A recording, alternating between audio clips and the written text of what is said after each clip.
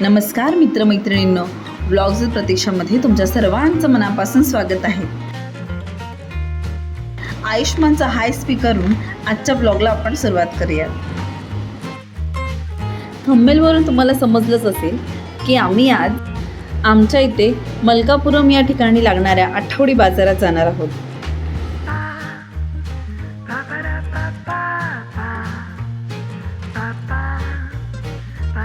हा बाजार आमच्या घरापासून 15 ते 20 मिनिट अंतरावरती आहे.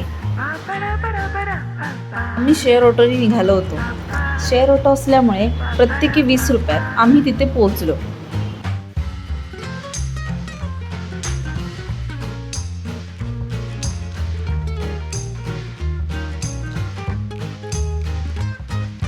आयुषला ऑटोतून फिरणं खूपच मजेचं वाटतं.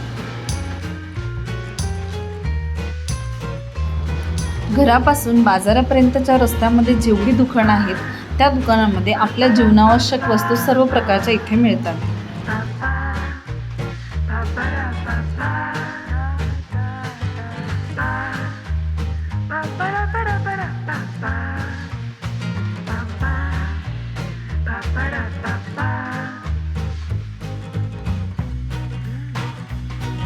रविवारी सकाळी 9 ते दुपारी 2 आणि बुधवारी 5 ते 9:30-10 पर्यंत हे मार्केट चालू असतं.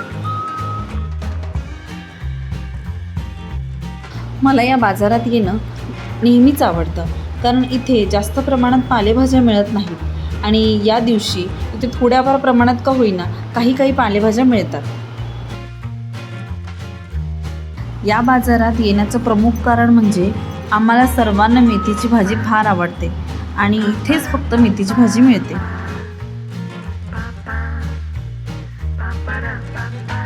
भाज्या घेण्यासाठी हे मार्केट अगदी उत्तम आहे, पण भाषा कळत नसल्यामुळे थोडा गोंधळ हा होतो, कारण इथे बऱ्याच लोकांना हिंदी अजिबात येत नाही, फक्त तेलुगू आणि थोडंफार इंग्लिश. आपल्याकडे आपली आई 20 रुपयांची जरी भाजी असली तरी ती 15 ते 10 रुपयांपर्यंत भाव करून घेऊ शकते, पण इथे मात्र भाव करण्यासाठी त्यांना हिंदी आणि आपल्याला तेलुगू येत नसल्याने आहे त्याच भावात भाजी खरेदी करावी लागते. मी या बाजारात भाजी खरेदी करण्याआधी संपूर्ण बाजार एकदा फिरून घेते. किती कोणत्या वेगवेगळ्या प्रकारच्या पालेभाज्या आज मिळत आहेत हे बघण्यासाठीच या मार्केटमध्ये मी जात असते.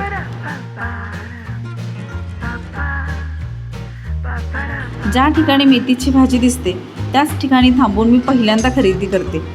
आणि इथली मेथीची भाजीची गंमत आहे ती म्हणजे ही जुडी केवढीशी आहे आणि अशा ह्या जुड्या 20 रुपयाला 8 अशा मिळतात.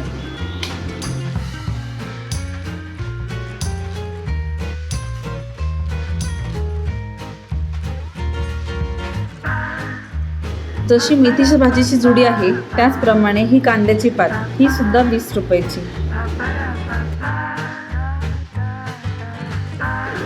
इथे आल्यानंतर पालक मेथीच्या छोट्या छोट्या जुड्या बघून सुरुवातीला तर आधी हसायलाच यायचं, पण आता पर्याय नसल्यामुळे या छोट्या छोट्या जुडींनीच काम चालवावं लागतं.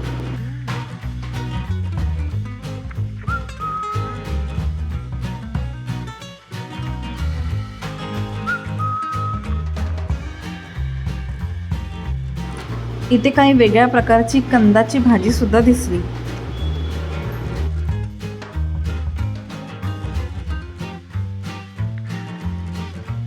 इथे केळांची व्हरायटी खूप पाहायला मिळते आणि देवासाठी लागणारे देखील साहित्य असू दे किंवा आपल्या किचनमध्ये लागणारं साहित्य, सर्व प्रकारचे साहित्य इथे मिळतात.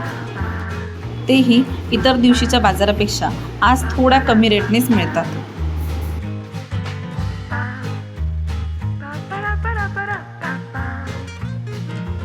प्रत्येक कॉर्नरला काही ना काहीतरी वेगळं आहे. तसं या बाजूला फक्त फळांचं मार्केट लागलेलं आहे.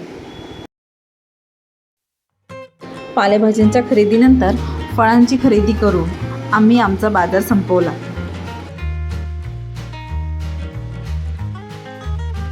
व्हिडिओ आवडल्यास चॅनलला लाईक आणि सबस्क्राईब करा आणि पुढच्या व्लॉगमध्ये आपण भेटूच. पण तोपर्यंत मस्त रहा, स्वस्त रहा आणि नेहमीसारखं हसत आनंदी जीवन जगा.